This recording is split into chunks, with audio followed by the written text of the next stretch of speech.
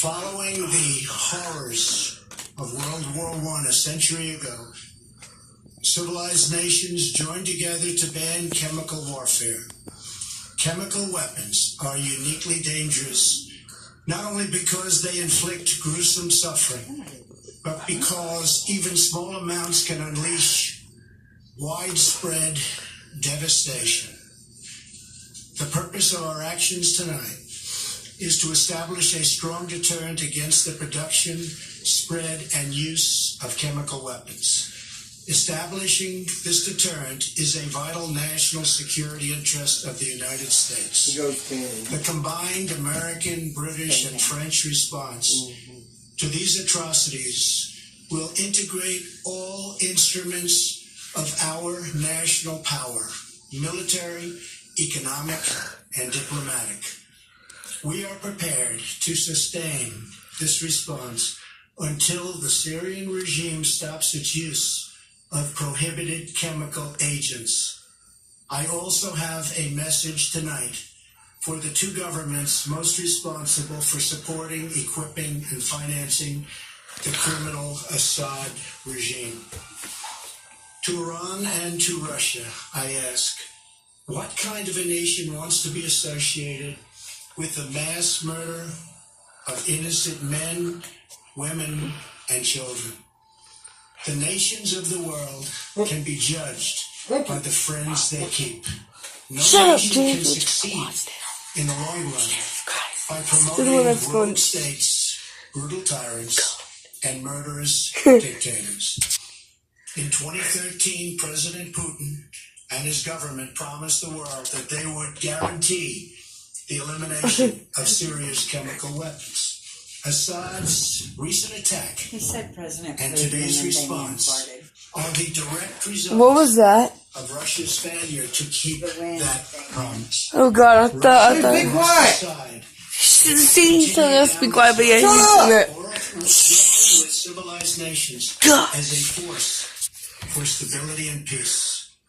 Hopefully someday we'll get along with Russia and maybe even Iran, but maybe not.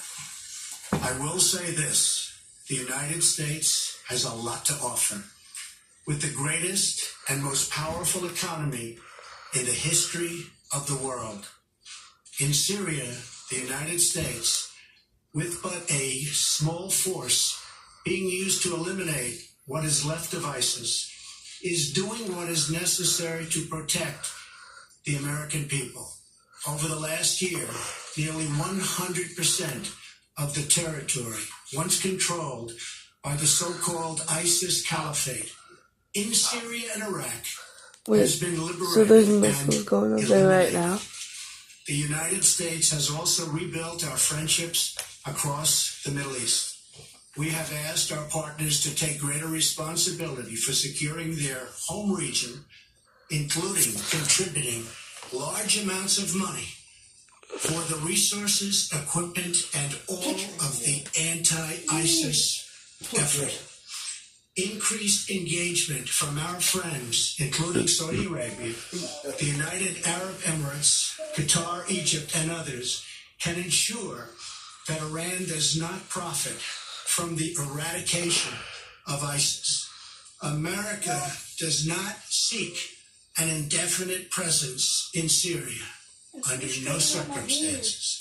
As other nations step up their contributions, we look forward to the day when we can bring our warriors home, and great warriors they are. Looking around a very troubled world, Americans have no illusions. We cannot purge the world of evil or act everywhere there is tyranny. No amount of American blood or treasure can produce lasting peace and security in the Middle East. It's a troubled place. Shut up! We will try to make it better, but it is a troubled place. The United States will be a partner and a friend, but the fate of the region lies in the hands of its own people. In the last century, we looked straight into the darkest places of the human soul. We saw the anguish that can be unleashed and the evil that can take hold. By the end of World War I, more than 1 million people had been killed or injured by chemical weapons. We never want to see that ghastly specter return.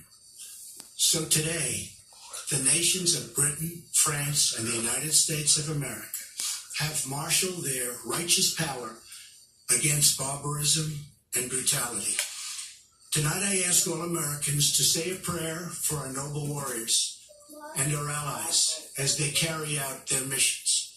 We pray that God will bring comfort to those suffering